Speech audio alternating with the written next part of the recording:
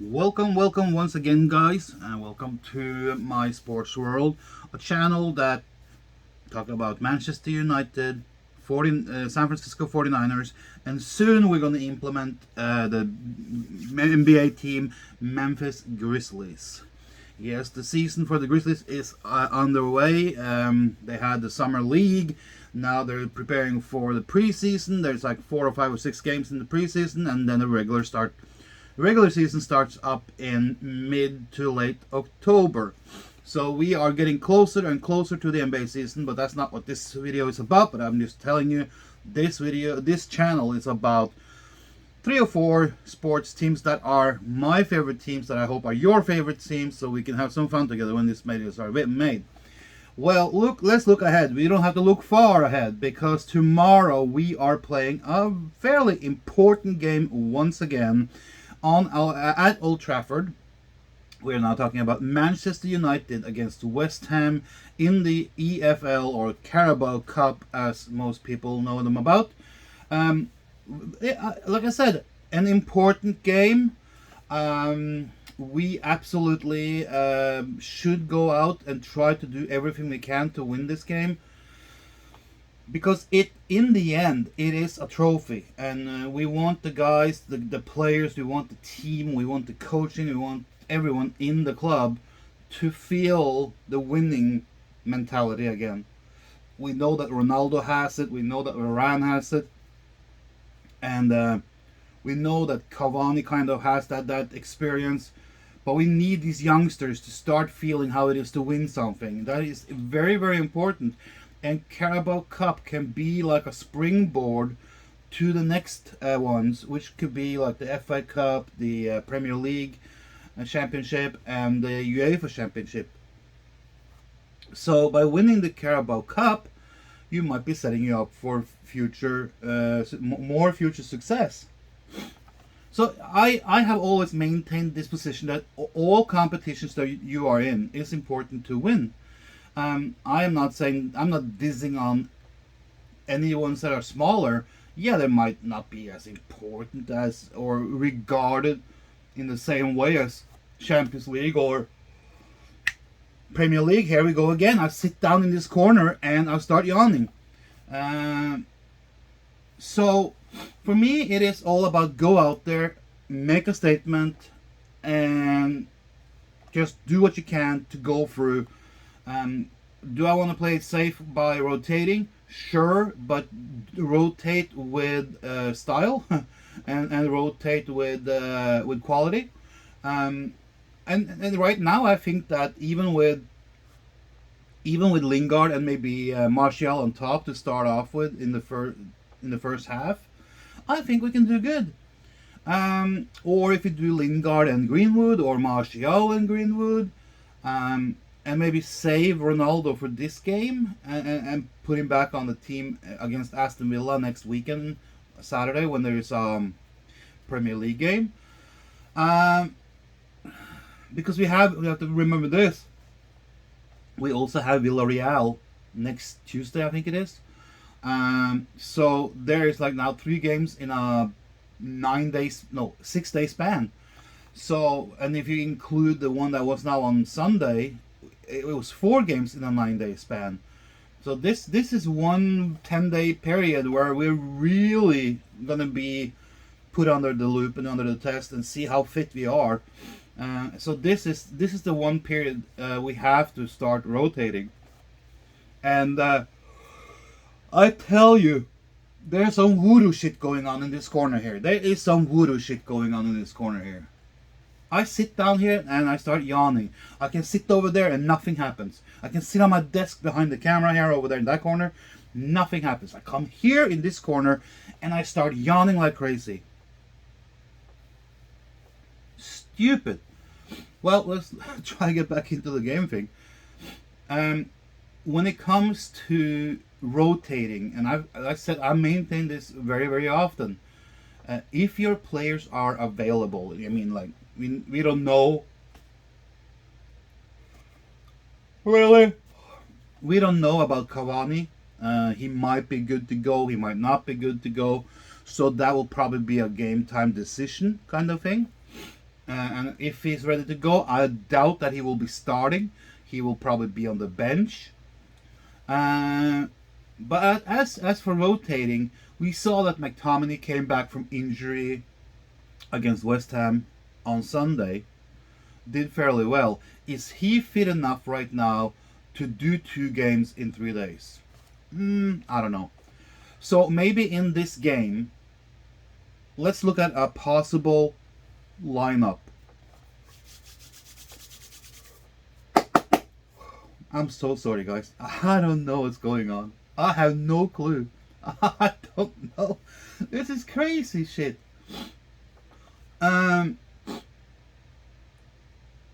In goal, no doubt, De Gea has to start. He has to keep his momentum.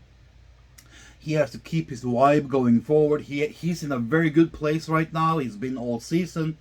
Keep him going. Keep De Gea in goal.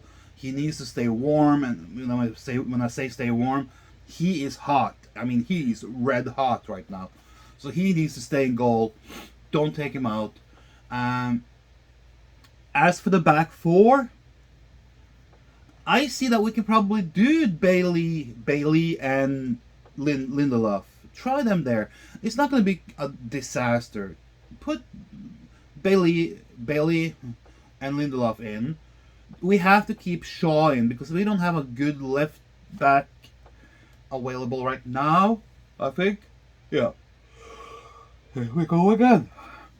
So keep Luke Shaw in on left back. On right back, I say rest Bissaka and put in Dalot. I know this is disrupting the back four. This is like a 90% new back four. But you know what? We need Varane, Maguire, Bissaka for the Premier League and the Champions League, the 2 next games. So I think a rotation like that would be good. Then on the midfield, I don't think McTominay should play this game. I don't think Fred should play this game. So I will put on the midfield. I will probably have Matic, Van de Beek, and Bruno and Pogba. And this is kind of like, and let's set it up. Let's set it up as a 4-4-2. And on top, I will probably go Martial and Greenwood. Or Martial and Lingard. Martial and Lingard. So we start. This is how I would do it, just to give some of these key players some rest. Doesn't mean they can't come on in the second half or something like that. But in the goal, David De Gea. Left back, we have Shaw. In the middle, centre back pairing, we have Bailey. We have Lindelof. We have Dalot. That's the back four. Then on the middle we have Van de Beek, Matic, Bruno, and Pogba. They can play, of course, offset. So it doesn't maybe end up as a 4-4-2, but maybe like more like a 4-2-2-2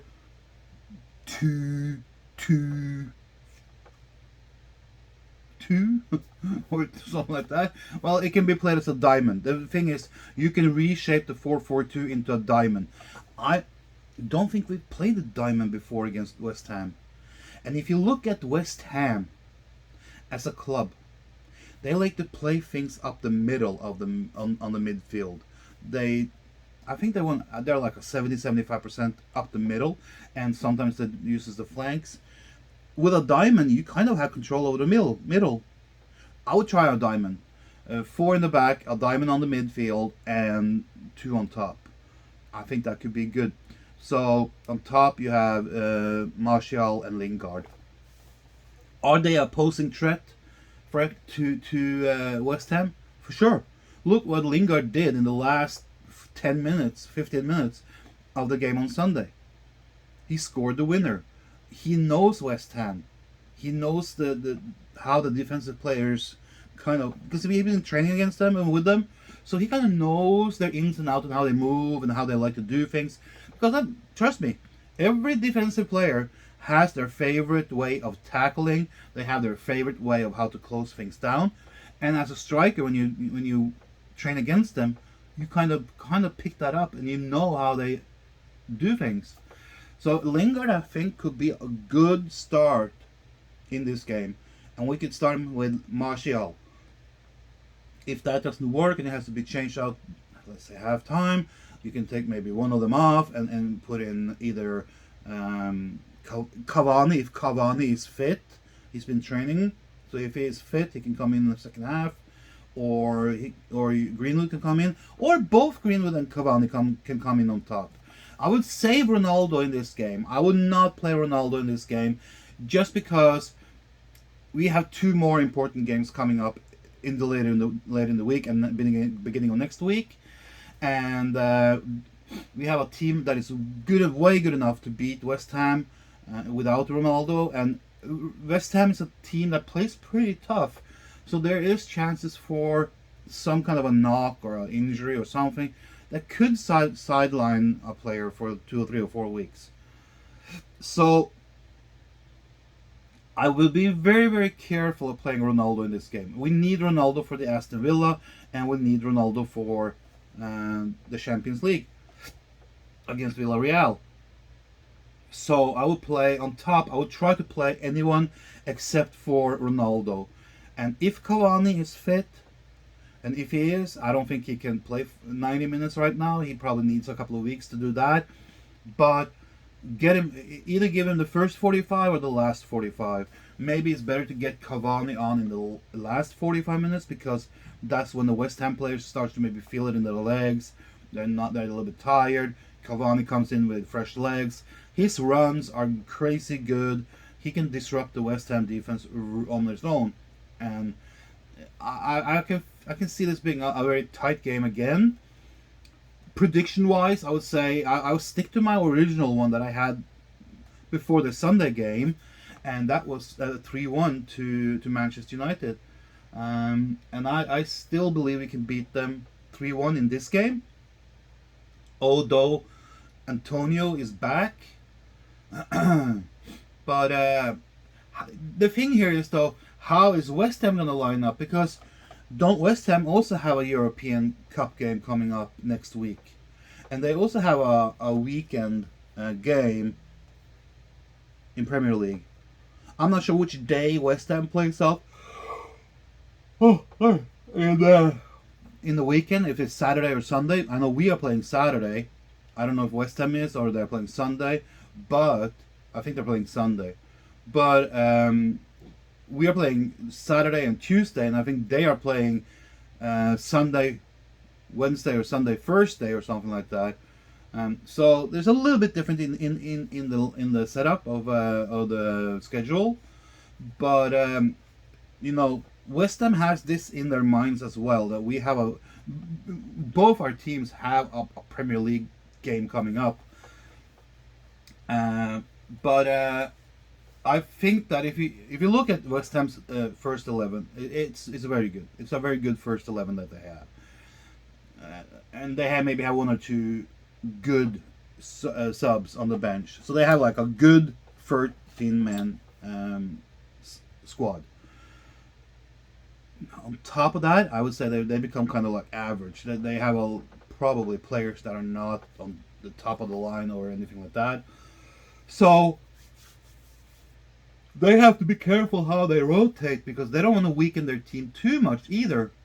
But like I said, they have a good starting 11, and they have a couple of good subs that they can put on, and the other ones are more or less squad filling players that can come in and do an okay job for 5-10 minutes. But they're probably not going to be a game changer of any kind. We, on the other hand, we have a very good starting 11 now, and not like last year, where we had a decent starting 11 last year, and we had maybe one or two good to okay subs, and then the rest of it was like squad fillers, bench fillers. Now we have a hyper good starting 11, and then we have four really freaking good subs, and then we have maybe 2 or 3 that are good, and then we have 2 or 3 squad fillers or bench fillers. So we have changed our lineup and setup in tremendously good fashion. You know, last year, did we had Twansabi and Bali or Bailey on the bench. Now we have Bailey and Lindelof on the bench. So it's gonna be crazy, and it's gonna be even more crazy the day Rashford is cleared to go back into the team and play. Where the heck is he gonna end up? I can probably see him and maybe Sancho alternating on the left hand side maybe, and we're playing maybe Greenwood or something like that on the right hand side. I tell you, it's crazy good right now. Oh, this gotta stop. There is something in this corner that is making me so damn yawny. I don't know what it is. I mean, it's not more than 10, 12 feet over there to my other sitting area, and there is 6 to 8 feet over there to the third sitting area in this office. And I have no problem sitting in any other of them. I come here in this corner and I start to yawn like crazy every time I make a freaking video. I mean, I've been sitting in that chair over there for good 2 hours before I came here to make a video. I was posting things online, and no problems. I come here and I start yawning. I'm so sorry, guys. So yeah, we just have to put the pedal to the metal and full speed ahead. We have got to win this EFL or Carabao Cup game. It's the third round. We have to win it so we can go to the fourth round. It's gonna be nice to see which team we are drawing, because there is a draw in the fourth round. I think it is, yeah. And then of course I think there was also a draw in the fifth round, and then of course the winners in the fifth round are then, I think after the fifth round you're starting to play the quarterfinals, and the semifinals, and then of course the final.